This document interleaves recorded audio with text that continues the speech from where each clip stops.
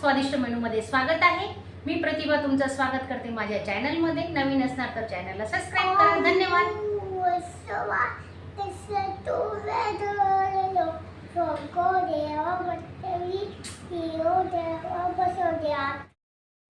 नमस्कार मैत्रिणींनो, आज आपण झटपट रेसिपी बनवणार आहे। तर चला त्यासाठी काय काय साहित्य घेतले ते तुम्हाला मी दाखवते। कांदा घेतलाय, एक कट करून घेतला, एक कांदा बारीक कट करून घेतला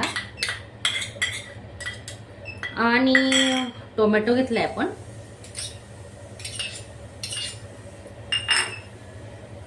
कोथिंबीर घेतली,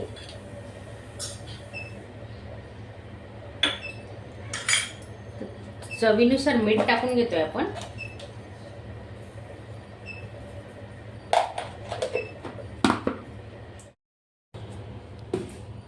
तर हे पापड आहेत, उडदाचे पापड भाजून घेतलेले आहेत। तर त्याची रेसिपी बनवतोय आपण।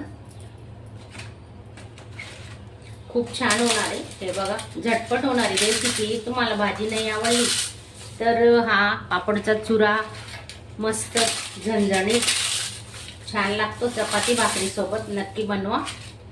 तर आपण असं सर्व पापड 8-10 पापड घेतले आहेत। तर ते पापड आपण आता चिरून घेणार आहे।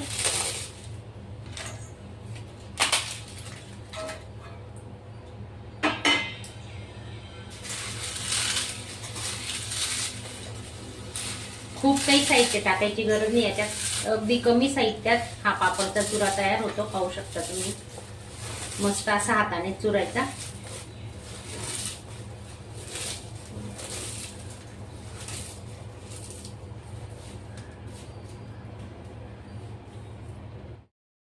तिळीची चटणी बनवलेली आपण, तीळ शेंगदाणे खोबरं ही चटणी आपण याचा व्हिडिओ अपलोड केलेला आहे, तो तुम्ही नक्की बघा। खूपच छान होते आणि याच्यात मीठही वापरलेलं आहे, लसूण तळलेला आहे, कढीपत्ता सर्व काही या चटणीत आहे।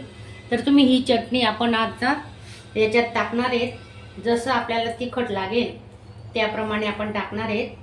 3-4 चमचे चटणी टाकून घेतली आहे।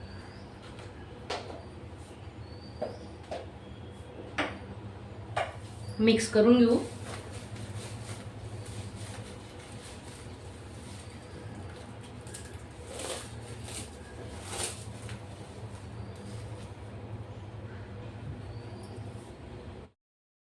तळलेले शेंगदाणे टाकतोय थोडे,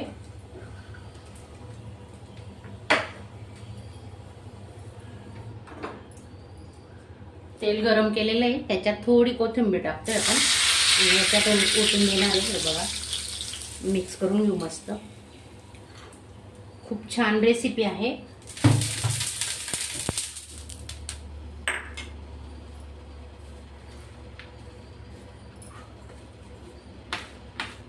मला स्वतःला भाजी नाही आवडली तर मी असं पापडचा चुरा करते। चटणी तर आपली तयारच असते, मग काही टेन्शन नाही। तर असं मिक्स करून घ्यायचं।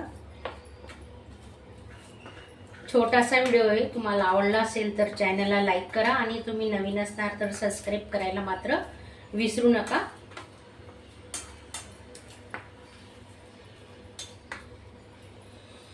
तर आपण त्याच्यात वरून गार्निशिंग साठी थोडेसे शेंगदाणे टाकतो, हे बघा।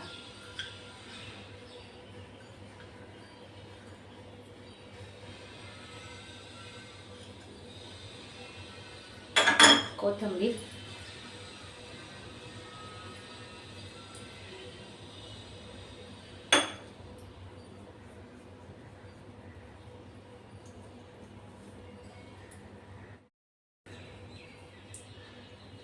कसा वाटला पापडचा कुसमुर? आमच्याकडे कुसमुरच बोलतात, तुमच्याकडे काय बोलतात? तुम्ही खातात का? तर नक्की करून बघा। नसेल खाल्लं तर ही रेसिपी खूप छान होणार आहे। चला तर